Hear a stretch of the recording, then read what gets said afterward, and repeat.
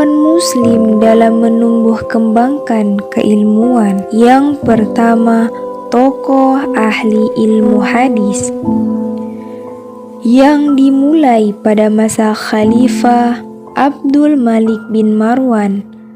Para tabi'in mulai menulis hadis dan berkembang dengan gerakan rihlah ilmiah. Pada masa Khalifah Umar bin Abdul Aziz memerintahkan para gubernur dan para ulama untuk mengumpulkan hadis. Penulis hadis pertama pada masa Daulah Umayyah ialah Abu Bakar Muhammad bin Muslim bin Ubaidillah bin Shihab Az-Zuhri. Yang kedua, tokoh ahli tafsir Ubay bin Ka'ab mulai menafsirkan ayat-ayat Al-Quran bersandar dari Rasulullah Shallallahu Alaihi Wasallam. Terdapat beberapa madrasah yang diajarkan dalam kajian ilmu tafsir. Yang pertama, Madrasah Mekah. Yang kedua, Madrasah Madinah. Yang ketiga, Madrasah Irak. Yang ketiga, tokoh ahli ilmu fikih. Di antaranya si Uriyah bin Haris, Al-Qamah bin Qais, Masruq al-Ajda', Al-Aswad bin Yazid, kemudian diikuti oleh murid-murid mereka yaitu Ibrahim an-Nakh dan Amir bin Shurahbil Asy-Sya'bi.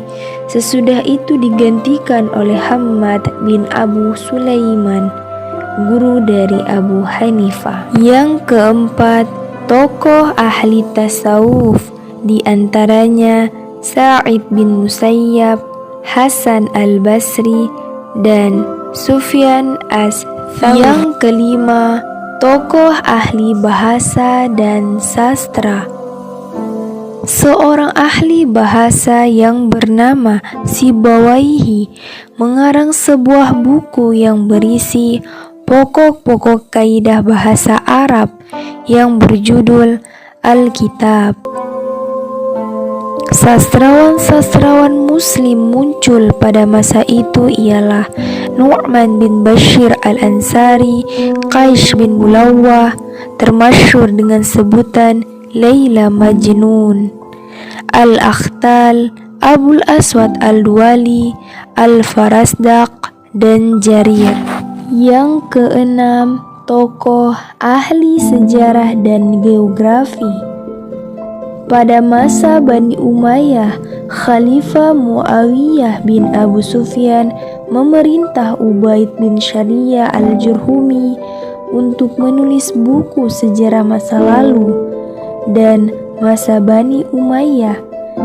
Di antara karyanya ialah Kitab Al-Muluk wal Akhbar Al-Madi, buku catatan sejarah raja-raja masa lalu, dan Suhara Abdi yang menulis buku Kitabul Amsal. Yang ketujuh, tokoh ahli ilmu kedokteran.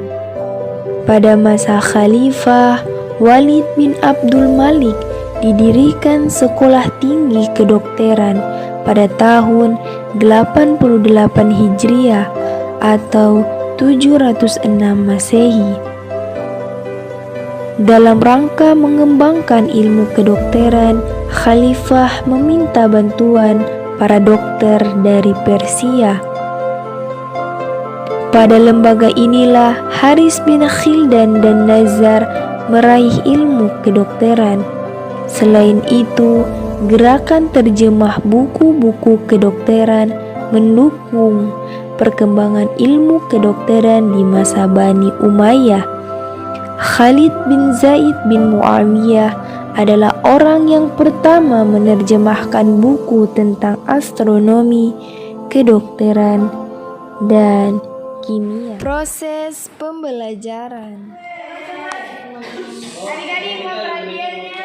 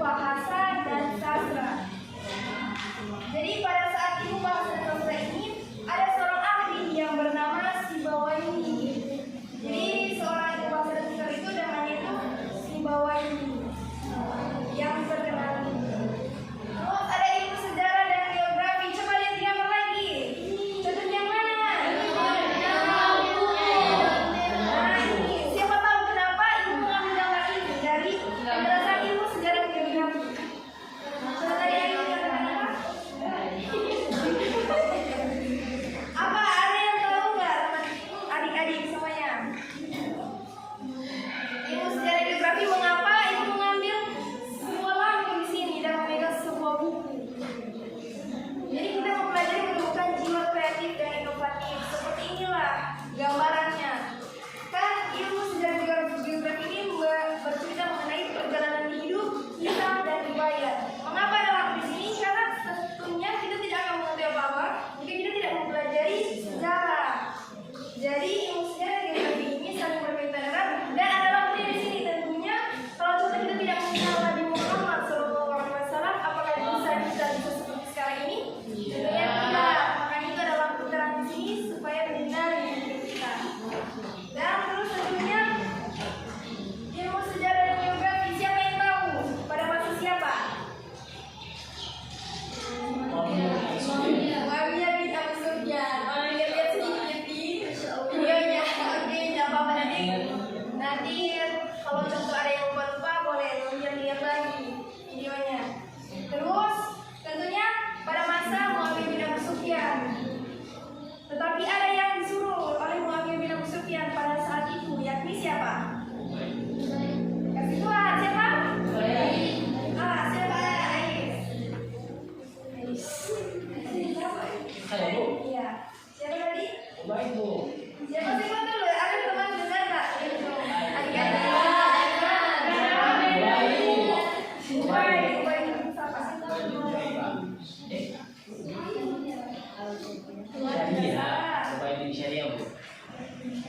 Ubay bin Syariah Al-Jurhumi, yakni menuliskan sejarah masa lalu dan masa Bani Umayyah.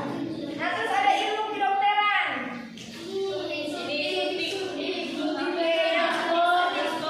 Nah, jadi mengenai ilmu kedokteran tentunya mengenai hal-hal berkaitan dengan dokter tentunya.